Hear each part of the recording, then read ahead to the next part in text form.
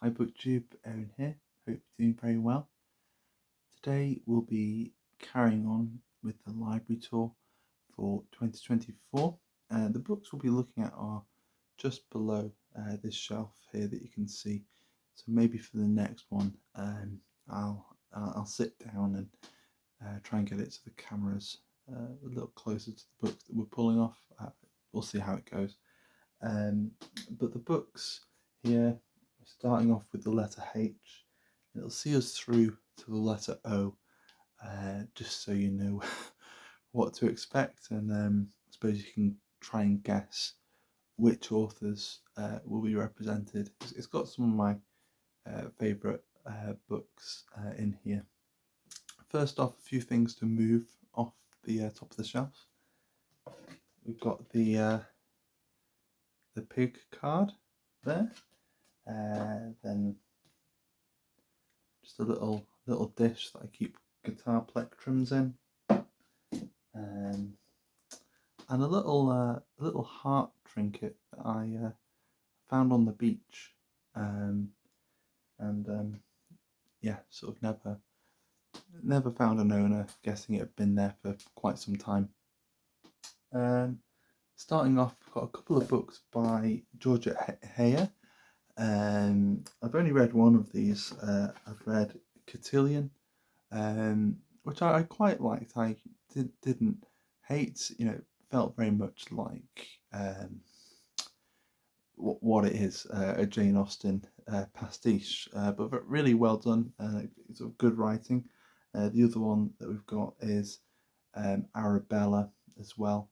We've also got a downstairs a crime novel by Georgette Heyer as well. Next up, got a handful of Hemingway. I'll grab it all out in one go. I've been going through my Hemingway and just getting rid of the Hemingway I don't want, and I feel a little sad about that now because Brian from Bookish is doing this bad Hemingway read along, and I don't think I will join in, but there was a bit sort of niggling in the back of my head that some of the books he might be reading in the future I've got rid of, but I think I've got them more or less in chronological order here. So we've got The Sun Also Rises, or I think Fiesta, as it was titled here in the UK.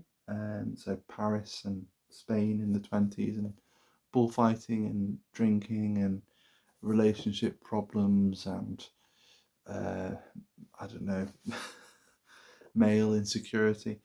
Then we've got A Farewell to Arms, which I think is a much better book than The Sun Also Rises. I really need to reread a lot of this Hemingway, even though it wasn't that long ago that I read most of it. But I don't know, having read the amount I've read now, I'd like to go back and reassess it. And then For Whom the Bell Tolls, which I really enjoyed this, about the Spanish Civil War, about waiting up in the mountains, and they've got one job to do. They just have to blow up a bridge, and it takes the whole book for them to do it. And he makes, I suppose, it kind of really sort of calls into question, or it really pays it. Think of the way to put it. It sort of underlines what a novel can do, where in a novel it kind of works. You can have time move really slowly, and you're waiting to do something. You can convey that in a book really well, and some people can probably convey it in other mediums very well. But there's something about the way it's portrayed in the book that I've seen the film adaptation, and it doesn't work quite in the same way, even though it isn't. It's quite a faithful adaptation, but it just feels like a boring film. whereas the book, somehow, it just kind of grabs you and pulls you in, and you're sort of in there waiting with them. Then next up we've got To Have and Have Nots, which is okay. I think I prefer most of the rest of these to have and have not. I personally would maybe put it almost equal with The Sun Also Rises, but some people would probably quite disagree. Then we've got The Old Man and the Sea, which is all right as well. Didn't absolutely love it, but it was okay. And then A Movable Feast, so his memoir of his time in Paris when he had no money. And I read this when I visited Paris last year, which felt like the really obvious thing to do, but it was a really fun thing to do. So that was, yeah, I really quite enjoyed that. Then next up, we have got a book I haven't read yet. I'd like to get to it before too long. It's The Glass Bead Game by Hermann Hesse. Haven't read, or Hesse, I think you should say it. Haven't read anything by Hesse, but decided to pick this up one day and just haven't read it yet. I think, I don't know, I have the impression there's a similar kind of line, or that there's a kind of connection between Hesse and Thomas Mann, who I really like, and so I'm kind of hoping that I'll enjoy him kind of on similar terms, but there's a part of me that's afraid as well, and really I should just enjoy it for what it is, if I do enjoy it. Next up, we've got Brave New World by Aldous Huxley, which is sort of a classic of the dystopian genre, and I think probably one of the best. I've read it a couple of times and could do with reading it again, but quite like that book. Then some Shirley Jackson. This is We Have Always Lived in the Castle, which is about a family in this old house who are they've been ostracized by their community. I think, if I remember correctly, for most of the book, you're not really told why, and you're also given the impression from the narrator, who is, I think that she's a young girl, maybe the youngest member of this family. You're getting the impression that something big is about to happen. I think she kind of believes that she's a witch, or that she has some kind of power, and that her power is growing and rising, and eventually something big will happen. And it's just the way that tension rises through the book is really, really well done. And then some James Joyce. First up, we have got Dubliners. I think, no, this wasn't the first thing. I only recently read the whole of Dubliners all in one go. I think sort of fairly on in my introduction to James Joyce, I read a couple of stories from here. But yeah, just really, on the whole, really, really lovely sort of stories of almost sort of snapshots of people at not quite turning points, I suppose, at sort of points in their life that could be turning points but aren't, but maybe are. You can tell he's still very influenced by those sort of late 19th century, early 20th century writers like I sense a flavour of Chekhov in here. I haven't read any Henrik Ibsen, but I know who is a massive influence on him. But I feel like there must be a similarity between Chekhov and Ibsen, and there's we'll see. I'll have to get to Ibsen, and then I'll finally let you know. Then we've got Portraits of the Artist as a Young Man. This was the first thing I read by Joyce. I had to read it for university, and I was reading it with absolutely no idea who he was and with absolutely no idea what to expect with this. I remember very little of this on the whole. The main thing that's etched into my brain is a sermon that I think a priest gives these young boys about the agonies of hell. Um, and all I can remember is I was probably quite dehydrated, and I was sat in a laundry room waiting for my clothes to come out of a tumble dryer, and I was reading this, and I just remember by the end of that section, the sermon on hell, I just had one of the worst headaches I've ever had. And then next up, we have got, trying not to have an avalanche here. Next up, we've got Ulysses. I haven't read this edition yet. My last edition, the pages fell out. So I've got this one, and this summer, Greg from Another Bibliophile Reads and Alan from Big Hard Books and Classics are hosting a read along over, I think, June and July, so you can go quite slowly with it. And actually, I was looking at this edition, the type is really quite big, and so yeah, it won't be much trouble at all, I don't think, to reread Ulysses over 2 months. I think the last time I read it in 2 weeks, but that was very much a kind of reconnaissance mission, just to get the lay of the land and work out what's going on in this weird book. And so it'll be good to go at a bit of a slower pace and yeah, just work out some of the details, get lost in some weeds, and see what happens. Just moving a chair, so I've got something to put this down on. Next up, after Joyce, we have got Ismail Kadare. This is so far the only thing I've read by him, and it's The Traitor's Niche. It's part of a loose trilogy. It also includes, what are they? One of them is Three Arch Bridge. There's Three Arch Bridge, and there is The Palace of Dreams. And these 3 books are The Traitor's Niche, The Palace of Dreams, and Three Arch Bridge, form a loose trilogy, I think, about the Ottoman Empire, and about, I think I got the country wrong last time. Is it Armenia?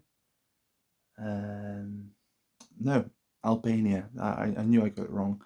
It's about, yeah, the sort of tensions between Albania and the Ottoman Empire, and the titular Traitor's Niche is a niche in a square in Istanbul where the words just gone out of my head. Will it say it here?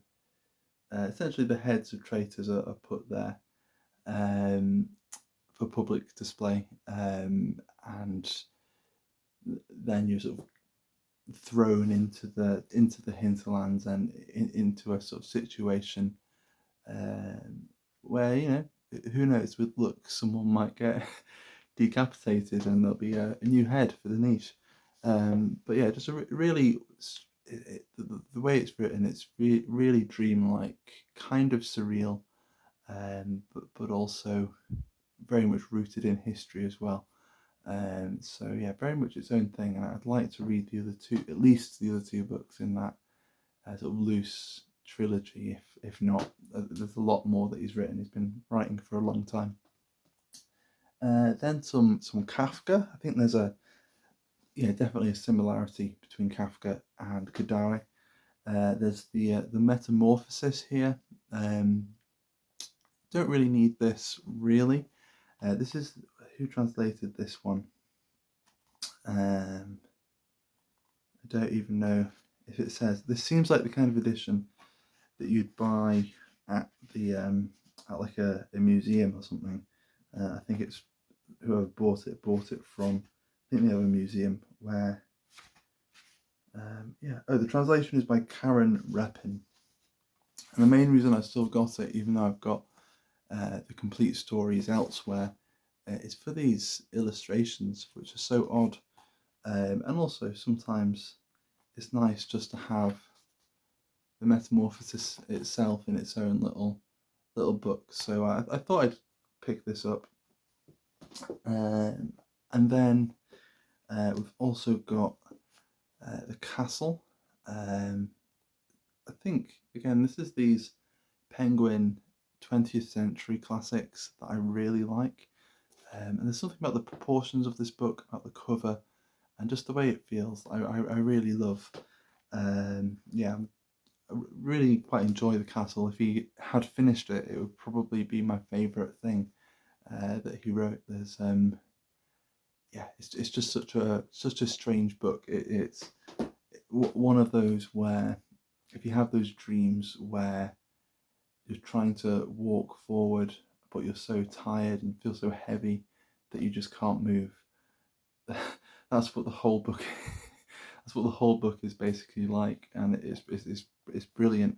And then there's The Trial as well, which I read for the first time just earlier this year, and this was brilliant. And I think on the whole, because even though this is also unfinished, but he wrote the last chapter first, and then went back. And because it's a very episodic book as well, it doesn't feel like that much of a jump when suddenly everything's over. And so you have that feeling of completeness. But it's just really remarkable, and there are just a few scenes in here that I just wasn't expecting at all, and were really, really arresting.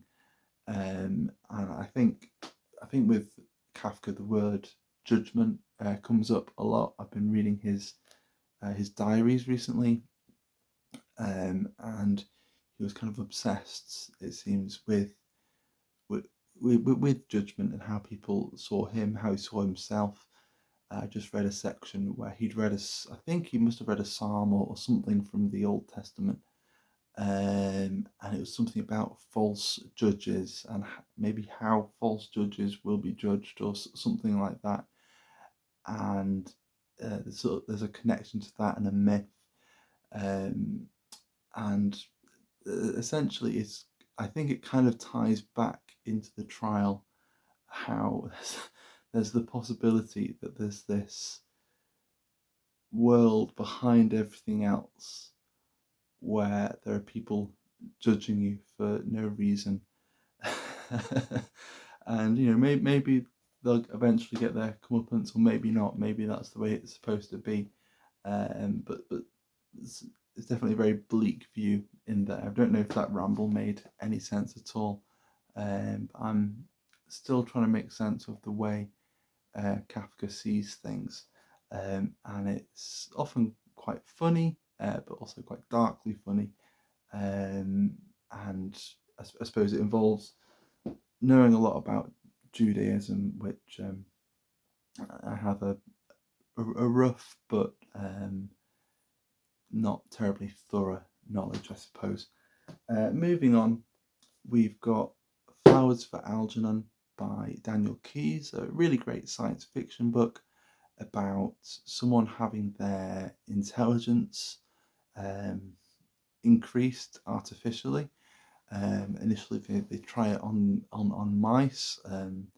Algernon is the mouse where he's a successful test case, and so they decide to try it on a human. And they try it on a guy called Charlie Gordon. He works, if I remember correctly, in a bakery, and everyone sort of makes fun of him. But he's got a life, he can get by. But he is, he has sort of certain learning difficulties, maybe, sort of some kind of developmental, so some kind of sort of developmental issue where, although he is sort of grown up, everyone treats him like a child, and sort of that kind of thing. His language is very basic, and it's all from his perspective, which is brilliant. And then he goes through this, and suddenly his IQ is boosted, and so it's asking questions of what that means. Is it better to be cleverer? What it means to be cleverer, and I think as things start boosting, I think he starts finding things out about his past. I'd love to reread it because I can't quite remember all the details and kind of remember how it begins and how it ends, and I'd like to fill in the middle and read it again. But yeah, a really, really good science fiction book. I would really need to read a lot more science fiction. It was something I wanted to do this year, and so far I've been waylaid. I've been looking back and reading a lot of non-fiction, a lot of Kafka's diaries, and I've been reading some history books, and yeah, been waylaid a bit, but I will get some science fiction eventually. Then next up, I'll try and move a little quicker. We're only about halfway through this shelf, so I'll try and zoom through them. We've got The Leopard by Giuseppe de Lampedusa. I don't really know much about this at all, and it's a book I'm hoping to get to at some point this summer, but we'll see if that happens. And then we have got To Kill a Mockingbird by Harper Lee. Shamefully, I haven't read this yet. I've seen the film. Is it 1960? The film came out with Gregory Peck. Quite like. I really love the soundtrack to that film, but shamefully, I haven't read the book. And then The Dispossessed by Ursula K. Le Guin. This will probably be the next thing that I read by Ursula K. Le Guin. I read the first 4 Earthsea books and really enjoyed them, really liked her writing style.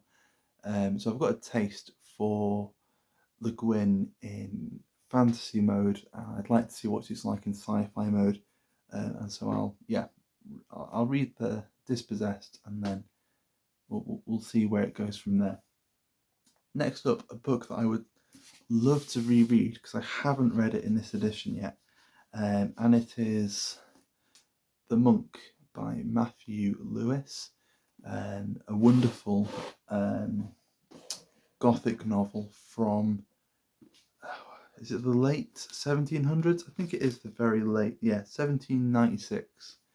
And it's just a lovely Folio Society edition, maybe one of the most beautiful books that I own. And I've shown it off a few times. I would love to read it because it's just got these amazing illustrations in here. If I can find one for you that hopefully isn't too scandalous. There we go. That's one that will be okay. So our main character there being led away into the garden, and he's about to be tempted into doing something he probably shouldn't. But yeah, just a wonderful Gothic book about a priest who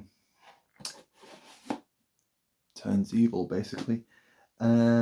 Next up, we have got some Thomas Mann, and we've got his new selected stories, translated by Damien Searles. Another book I'd like to get to at some point this summer, I think. And then once I've read that, this next one will probably be the next thing I read by Thomas Mann, and that's Buddenbrooks. This is the Johnny Woods translation, and for the rest of the Thomas Mann that I've got, I've made sure that I have it in his translation because I really quite like the way he has translated him, and I found that out when rereading the Magic Mountain. I read this, I think the first time I read it was the summer of 2022, I think, and then I read it last year as well, in the autumn, with Anne Novella, and just loved it. It's probably one of my favourite novels, if not my favourite novel.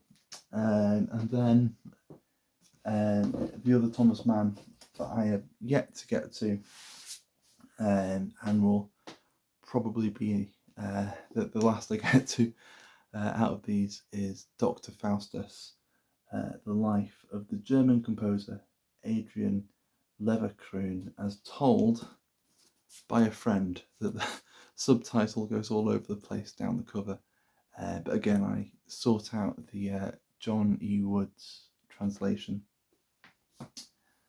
Moving on, we have got Love in the Time of Cholera by Gabriel Garcia Marquez. So far, it's the only thing I've read by him, and I quite liked it. I think it mainly was his writing and the kind of atmosphere that he creates that captivated me. The story was, it was okay. It was a slightly odd, but not totally unpredictable love story, I'd say. I think I'm quite used to the kind of love story that's in here. And then we've got Carson McCullers, The Ballad of the Sad Cafe. I have also read The Heart is a Lonely Hunter. I borrowed that. And this is just it's got a few other sort of short stories in with this, and it's not long at all. And from what I can remember, it's really good, so I should reread it at some point. Then we've got News from Nowhere by William Morris, a utopian vision of the future where we all go back to nature and just look after each other and everything's okay. And wouldn't it be lovely if that's what it would be like? And then we've got The Bluest Eye by Toni Morrison. I remember bits of this, and often with Toni Morrison, bits of it are quite brutal and harrowing, but really powerful. And same goes for Beloved. So I've read Beloved, The Bluest Eye, and Song of Solomon. Song of Solomon is my favourite. It's over in my bedroom with a little pile of some of my favourite books. And I have been thinking I'll just try and reread them all, those three, in fairly quick succession, just to reassess them, work out what I think of them, work out which one is my favourite. But as it stands at the moment, I think Song of Solomon is my favourite.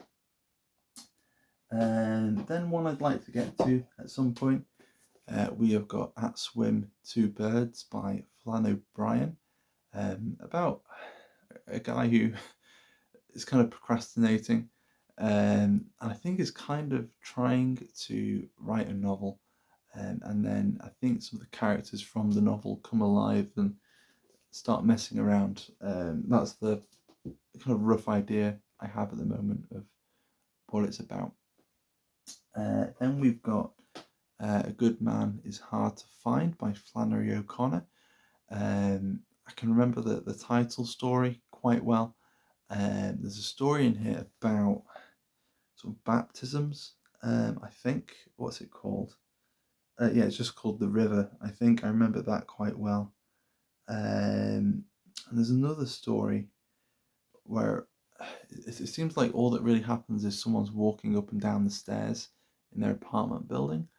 And that's pretty much all I can remember from the collection. So I'd love to reread it. I can remember thoroughly enjoying it when I read it the first time, and I just based on these short stories the first time round, I hold Flannery O'Connor in quite high esteem.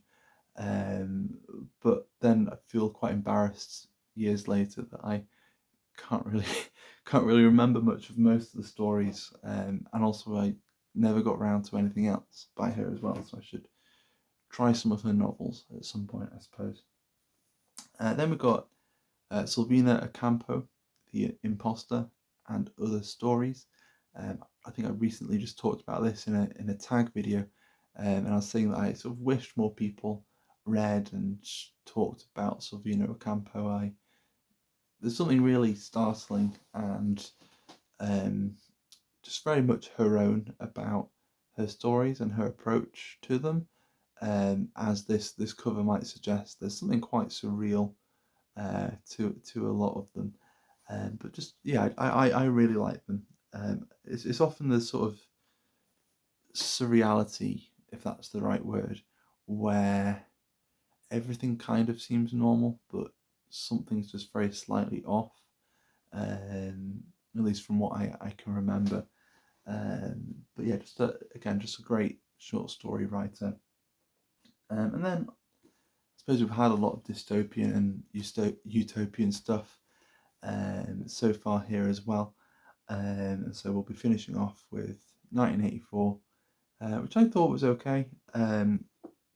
As a reading experience and for the ideas in there, I think I actually much prefer Brave New World. But this was much bleaker and much more visceral than I was expecting it to be. And so I know there's the End of the World book club going around on BookTube, and a group of people reading sort of dystopian and post-apocalyptic novels, and that they've read both 1984 and Brave New World and We by Yevgeny Zamyatin, which is of the same ilk. And it's been interesting to see what they think about it. I haven't really got around to joining them for any of the things they've been reading, but they have got me thinking that I need to reread a few of these dystopian and utopian books. As I've said before, I often don't see much of a difference between the two. It's just a matter of perspective, really. But that's the end of the book haul. It was a bit of a long one. I think compared to the last few, most of the books were a bit shorter, and maybe I had a bit more to say about them. But that's another book haul down, or book library tour down. We've got basically 2 more shelves in this room, and then we will have finished the bookcases in here, and I'm not too sure where to go next. There's a bookcase of odds and ends in the hallway, so I might go through that with you. There are some other books in other bits of the house. The main bookcase is downstairs with a focus of last year's library tour, and on the whole they haven't changed that much, but there might be bits of them that I haven't covered, and maybe it's been long enough. There are enough new people now who didn't see them, so I might get around to them. But for the time being, we've still got 2 more shelves in here, and then we'll be at the end of the alphabet, and I don't know, looking for some other terrain to wander and to I don't know, to charter. Anyway, I'll go now, and I'll try and find my words. See you later. Thanks for watching. Bye bye.